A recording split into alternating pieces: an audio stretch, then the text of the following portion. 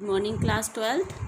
आज हम चैप्टर 1 संबंध फलन के अंतर्गत एक नई चीज़ सीखेंगे, नया टॉपिक देखेंगे। व्युत्क्रमणीय फलन, इन्वर्टिबल फंक्शन। इन्वर्टिबल फंक्शन क्या होते हैं, कैसे, कौन से फंक्शन इन्वर्टिबल होते हैं और इन्वर्स कैसे निकालते हैं। ओके, व्युत्क्रम का अर्थ जनरली होता है उल्टा। जैसे 3/4 का व्युत्क्रम मैं कहूँ तो क्या होगा, 4/3। ऐसे ही हम ये भी देख सकते हैं, गुणा का भाग, भाग का गुणा।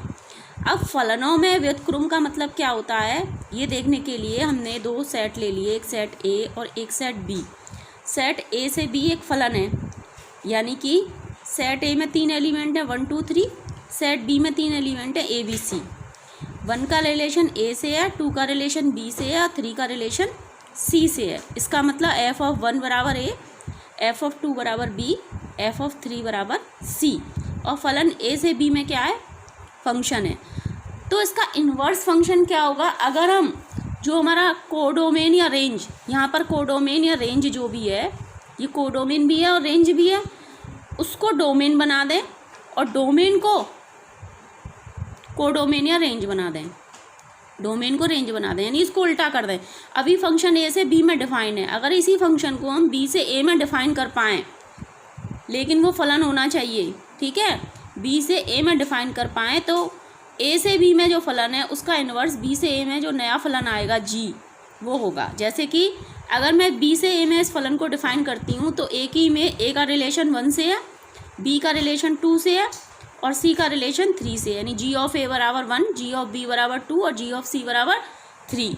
तो ये जो नया फंक्शन हमें मिला है बी टू ए, ये जी जो हमें नया फंक्शन मिला है बी टू ए, ये जो जी है वो इन्वर्स होगा किसका, एफ का।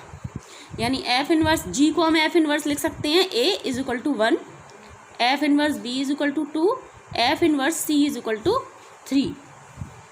ठीक है, अब इसके लिए लेकिन जो भी हमारा फंक्शन है वो एकेकी और आच्छादक होना चाहिए। अगर फलन एकेकी और आच्छादक नहीं है तो हम उस फंक्शन का इन्वर्स नहीं निकाल सकते, यानी वो फंक्शन इन्वर्टिबल नहीं होता। क्यों नहीं होता, चलिए इसको देखते हैं। मान लीजिए मैंने एक नया एक सेट ए ले लिया 1 2 3 जिसके एलिमेंट हैं, एक सेट ले लिया ए बी सी डी जिसके 4 एलिमेंट हैं।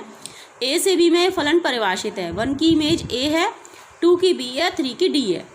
अब अगर मैं इसे बी से ए में ले जाऊंगी तो ये फलन नहीं होगा, क्योंकि सी की कोई इमेज नहीं है, सी की कोई इमेज नहीं है, क्योंकि ये प्री इमेज बन जाएगा जब इस फंक्शन को हम इन्वर्स करेंगे।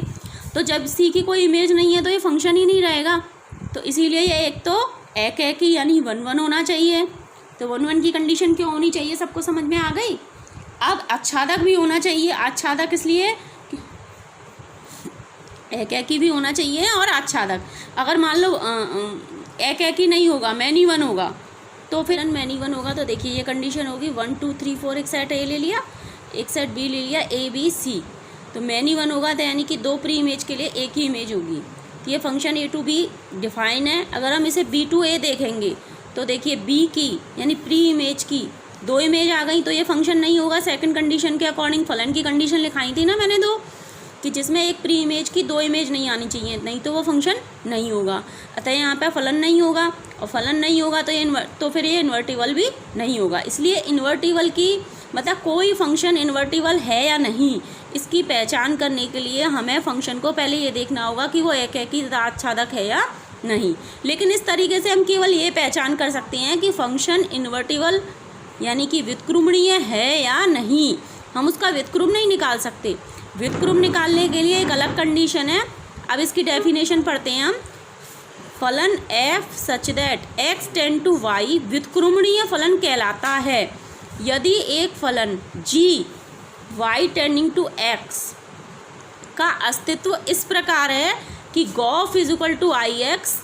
आई मैंने आपको बताया था आइडेंटिटी फंक्शन होता है, यानी जो वैल्यू हम इनपुट करेंगे वही हमें गॉफ ऑफ x की वैल्यू मिलेगी।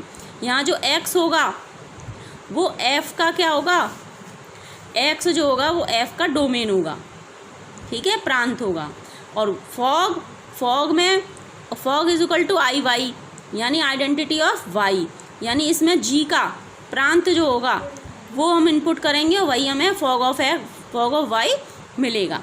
तो फलन जी को, तो इस प्रकार जो हमें जी फलन प्राप्त होगा जो इन दोनों कंडीशंस को सेटिस्फाई करेगा, तो फलन जी फलन एफ का प्रतिलोम कहलाएगा। तो इस प्रकार हम इन्वर्स ज्ञात कर सकते हैं।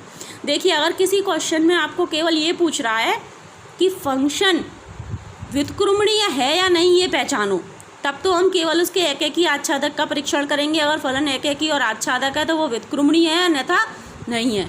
लेकिन अगर हमें इन्वर्स ज्ञात करना है तो हम ये गॉफ और फॉग निकालेंगे और इनको आइडेंटिकल फंक्शन प्रूफ करने के बाद में जी फंक्शन होगा वो दिए गए फलन का इन्वर्स होगा। अभी मैं इसे आपको एक एग्जाम्पल से एक्सप्लेन करूँगी।